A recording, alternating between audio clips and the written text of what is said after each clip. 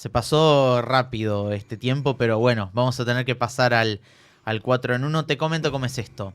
Acá hay 4 personajes. Sí. Hay uno en el que hice trampa y hay 2. Ah, pero bueno, esto es, elegís, podemos o respetamos el orden o me decís tal, muestro a cámara y esto es desarrollo alumno. Esto es a desarrollar y decir lo que quieras, te explayás o debatimos. Lo que vos quieras, sacala con el orden que vos tenés, no me molesta. ¿Vamos en orden, te parece? Sí, como vos Dale, quieras. perfecto.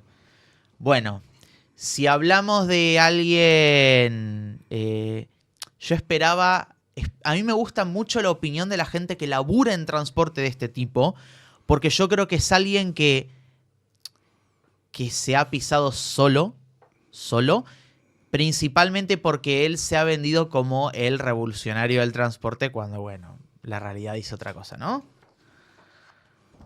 Florencio Randazzo.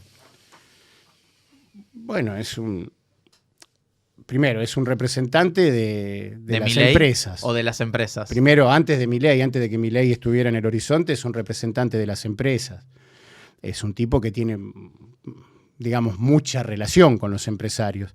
En el momento que se hizo esa mal llamada revolución en el transporte, tenía que ver con lo que pasó en Once. O sea, veníamos de la masacre de Once, donde TVA, que era la concesión de los trenes en ese momento, era una situación idéntica a la que vivimos en el subte. Se llevaban todo el dinero que podían sin hacer inversión y dejando a los trabajadores a poner el hombro a mantener el movimiento de los trenes. Después de eso, algún cambio tenías que hacer, porque si no, sí, no había día de mañana, sí. No había día de mañana. Sí. Entonces se montó sobre eso para decir que él hizo una revolución en el transporte. La verdad que no, estaban obligados a hacer lo que hicieron, no había forma de hacerlo. Después las caretas se van cayendo.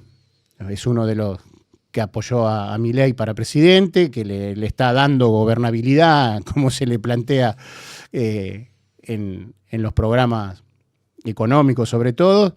La verdad que no representa a los trabajadores. No, yo no me siento representado por Randazzo, al revés, todas las declaraciones que ha tenido en el último tiempo son en contra de los trabajadores, apoyando la reforma laboral, apoyando el recorte de los derechos, apoyando la represión en las calles, lo que se ve que vos querés salir a protestar, que es un derecho que está garantizado por la Constitución, el 14 bis, y el tipo no le importa, de palo y a la bolsa con los que salen a protestar. No hay mucho más para decir. Pasamos al siguiente. Te va a gustar. Ah, bueno. ¿Qué es militar con ella? Miriam Bregman. Yo te repito lo mismo que yo le digo a mis amigos y a la gente de izquierda que ha pasado por acá. Para mí, es la mejor líder que tienen en décadas. No quiero ni sacarte tu precio, ni al pollo, ni a nadie, pero para mí es la mejor líder que han tenido en décadas ella. Creo que, a pesar de que en algunas cosas yo no coincido con ella, creo que se merece más de lo que tiene. Mira, es una gran compañera, una gran luchadora. Ella es una de las referentes de la lucha por los derechos humanos. Estuvo en los juicios contra los genocidas. Fue abogada de Jorge Julio López. Es una compañera de fierro. El lugar que tiene se lo ganó a fuerza de esfuerzo, de pelea y de respetar una idea que es la de la defensa de los derechos de los trabajadores de la clase pobre, de los sectores populares. Obviamente que es, digamos, la dirigente más reconocida de la izquierda, si se quiere. Tiene una ventaja sobre nosotros. Es mujer, es rubia, tiene ojos claros, o por lo menos parece. Es una linda mujer, habla muy bien, tiene mucha capacidad y como te decía, se lo merece. Después estamos los otros que estamos en otra liga, digamos, somos los que estamos... ¿Ya estás a un segundo nivel de ella o...? No sé si son niveles, pero nosotros tenemos otra función, nosotros estamos en otro lugar, estamos más en lo cotidiano de la vida de los trabajadores, en el sentido de que vos tenés que discutir desde que no le dieron el zapato de trabajo o que no hay papel para secarse las manos en el baño, hasta lo del asbesto, la posibilidad de que un tren se ponga un palo en cualquier momento porque no tiene mantenimiento. O sea, son funciones diferentes y está bien porque no cualquiera puede ser diputado nacional y hacer las intervenciones que hace ella, como lo hace Nico del Caño, como lo hace Alejandro Vilca o Chipi Castillo u otros compañeros que son de otros partidos, porque, por ejemplo, hay otros compañeros que integran el Frente de Izquierda, los compañeros del PO, del MST, de Izquierda Socialista, que también son muy buenos, son reconocidos, y más allá de digamos, las pequeñas o grandes diferencias que haya, nos parece que de eso se trata, ¿no? De construir una alternativa de los trabajadores que represente a los trabajadores y que no termine siendo, como lo de Randazzo o tantos otros, una mentira para sacar algunos votos, acomodarse y después que si te he visto no me acuerdo, ¿viste? Así que me parece que también está bueno eso. Vos sabés que hablando con otros compañeros de izquierda, me dijeron que capaz lo que a ellos, a ustedes, capaz los mató un poco en la elección fue primero la interna entre Miriam y el otro candidato, Gabriel Solano era, ¿no? Y después, por otro lado, la candidatura de Grabois. Como que Grabois se puso ahí para sacarle los votos que capaz catapultaba a la izquierda, el Frente de Izquierda Unidad. Y hay de todo un poco. También hubo una campaña que estaba corrida muy a la derecha. Los candidatos que vos tenías de los partidos tradicionales no eran candidatos que decían, uy, qué progre que son estos tipos. Puedo elegir entre un progre y uno de extrema derecha.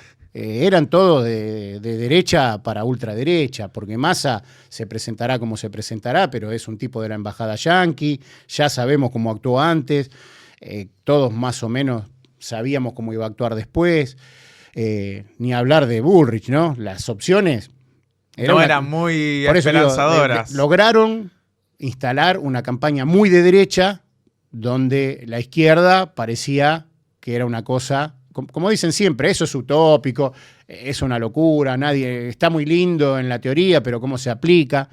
Bueno, a mí lo que me parece utópico es seguir pensando que en el capitalismo vos podés darle respuesta a los problemas de las grandes mayorías, porque no busca eso el capitalismo. Lo que busca es la acumulación de la mayor cantidad de riquezas y de todas, si es posible, cada vez en menos manos. Bueno, pero era una campaña muy difícil para la izquierda por esto, ¿no? Porque era una campaña muy derechizada. ¿Sentís que podrían remontar un poco si sigue este camino Milei? ¿Sentís que la izquierda, con Miriam, con vos, con el Pollo, con Nicolás, puede llegar a remontar un poco este techo de cristal o famoso techo invisible que se piensa que tiene la izquierda? Mirá, lo primero que hay que decir es que mal no nos fue. Nosotros venimos rompiendo el techo de cristal en las últimas elecciones consecutivamente. Vos fijate lo que pasó, por ejemplo, en Jujuy con Alejandro Vilca. 30% de los votos casi consiguió en la provincia. Fue el segundo candidato más votado. La izquierda tiene 5 diputados nacionales. Eso no se vio nunca en la historia.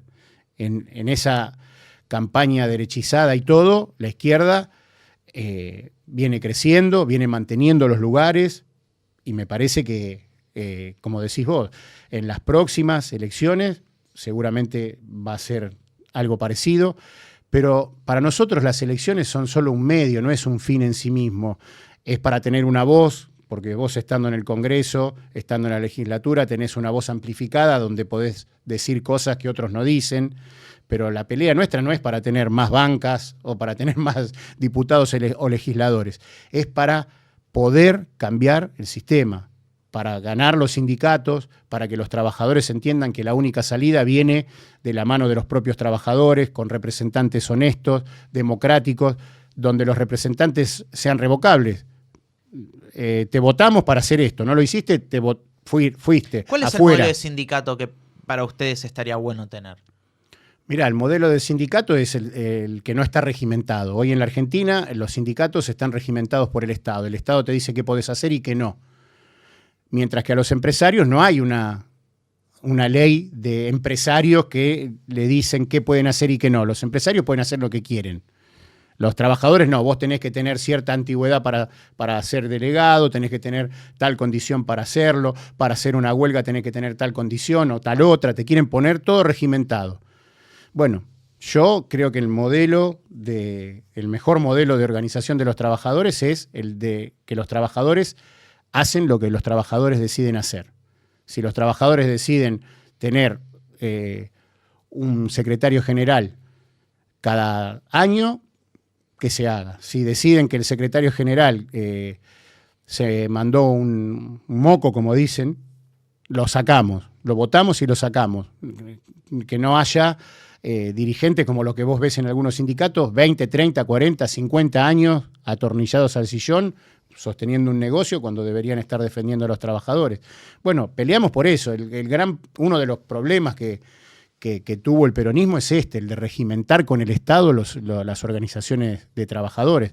¿Por qué? Porque nosotros tenemos que organizarnos de la forma que dice el Estado y a nadie más le ponen esas condiciones. Ya te digo, a la Cámara de Empresarios no le dice ustedes se pueden organizar así y así no.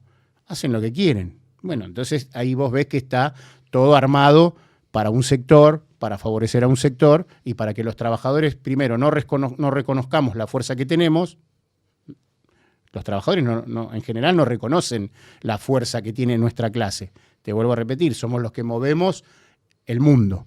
Producimos todas las riquezas, todos los servicios. Y se ve cuando hay un paro. ¿Te acordás la discusión cuando fue el paro de la CGT, el último paro nacional de mediodía? Se perdieron no sé cuántos millones por el paro. Bueno, es un reconocimiento, si se quiere, por la negativa que hacen los gobiernos a la fuerza que tiene la clase obrera. Si los trabajadores paran y entonces no se producen riquezas, quiere decir que los que movemos el mundo y los únicos importantes somos los trabajadores. Porque entonces nosotros, si paramos y la riqueza la producen los patrones y los empresarios, ¿por qué hay pérdidas? Bueno, yo creo que hay una discusión muy profunda ahí, empezando porque tenemos que reconocer nuestra fuerza, tenemos que reconocernos como iguales, tenemos que reconocer que el espíritu es colectivo. Te vuelvo a repetir, no se salva solo nadie se salva solo. En la clase obrera después habrá algún patrón, algún empresario que como estos se van cagando uno a otro y se salvan, pero los trabajadores no nos salvamos solos. Las experiencias todavía incompletas que hay en la historia de organizaciones de trabajadores o de estados obreros, de formados o como quieras decirlo, enseñan eso, que nadie se salva solo. Y hay que seguir peleando por esto, por esa alternativa, me parece a mí. Vamos al que sigue. Dale. 2 en 1. Acá hice la trampita. ¿La ciudad viene mal en peor en cuanto a elección de jefe de gobierno o cómo viene la cosa? O sea, mirá que yo he sido muy crítico de Larreta, pero comparado con Larreta es un pan de Dios al lado de... En retrospectiva... Escúchame, viéndolo en retrospectiva, confieso, voy a hacer algo que no suelo hacer en el podcast. Confieso mi voto en las primeras de jefe de gobierno. Yo en las primeras de jefe de gobierno corté boleta diciendo Lustó y el resto frente izquierda. Pero yo lo hice con la sencilla razón de que dije, este tipo no es porteño, nunca vivió en la ciudad de Buenos Aires, no puede ser. Después quiere ser Lustó, Santoro, uno de izquierda, el que sea, bueno, pisó la ciudad. Este no pisó la ciudad nunca. ¿Cómo lo comparamos? ¿Cómo comparamos a estos dos? Mira, lo primero que hay que decir que tienen, obviamente, diferencias en la gestión, en la forma de comunicación. Son de un mismo espacio que tienen un programa común, tienen un horizonte común. Tendrán sus diferencias, pero la verdad que la ciudad con Larreta tampoco es que vivíamos en el mejor de los mundos, ¿no? Nosotros... la pelea por el asbesto, por ejemplo, la empezamos durante el gobierno de Larreta y el gobierno de Larreta y Larreta mismo lo negó durante 1 año y medio, casi 2. Negó la presencia del asbesto diciendo que no existe, es mentira, es un invento, están queriendo desestabilizar un problema político, etcétera, etcétera, ¿no? O sea, digamos que en las cuestiones centrales de la política tienen un acuerdo a prueba de balas. Después tendrán sus diferencias, ¿no? En cómo gestionan, o a dónde gestionan más o menos, o a dónde le ponen más interés o menos, cómo comunican. Eso tiene que ver con las personalidades de cada uno, pero la verdad que no han sido para nada jefes de gobierno, empezando por Macri, ¿no? Por el Macri El Macri blanco, como Mauricio. le dicen. Claro. No han sido jefes de gobierno que le dieran solución a los problemas de los porteños. Vos fijate, por poner otro punto, que es aparte del transporte, o la educación, o la salud. La cuestión de la vivienda. Es el paraíso de la especulación inmobiliaria la ciudad de Buenos Aires. Tenés, ya te digo, torres que se construyen en 6, 8 meses y que permanecen vacías durante años. ¿Para qué? Para aumentar los valores de las propiedades y de los alquileres. Hay alrededor de 300.000 viviendas ociosas en la ciudad de Buenos Aires, según uno de los cálculos que hicieron en el último tiempo. Y tenés gente que vive en la calle. Y tenés familias que están usando el 50, el 60 y hasta el 70% de sus ingresos para pagar un alquiler. En la ciudad más rica del país. Bueno, en eso tienen un acuerdo, ya te digo, indestructible. En cagarle la vida a los laburantes y a los sectores populares, en reprimirlos inclusive, con sus graduaciones, ¿no? Tienen un acuerdo muy importante. Bueno, Macri en el último paro que hicimos dijo que iba a abrir causas judiciales contra los trabajadores por hacer un paro, una huelga constitucional. Bueno, tenés esa clase de gente que gobierna. Lamentablemente hay muchos porteños que no la ven, como dice el presidente, no la ven, claro. Pero los están matando. ¿Por qué hay una obsesión tan grande, antes de pasar al último, por qué hay una obsesión tan grande del PRO con el Metrobús? Yo no le veo sentido. Yo siempre digo, para mí el Metrobús son paradas lindas con carteles y nada más. Ni siquiera funciona como Metrobús, como se conoce un Metrobús en Brasil o en otras ciudades de Latinoamérica.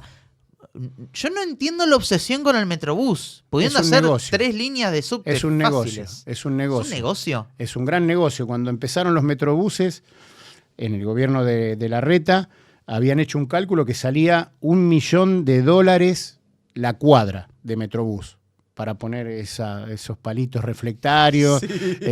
La cinta esa que sí, divide, sí. Y hacer la estación, digamos, la parada. Salía $1 millón por cuadra. Bueno, el que no lo ve es porque no lo quiere ver.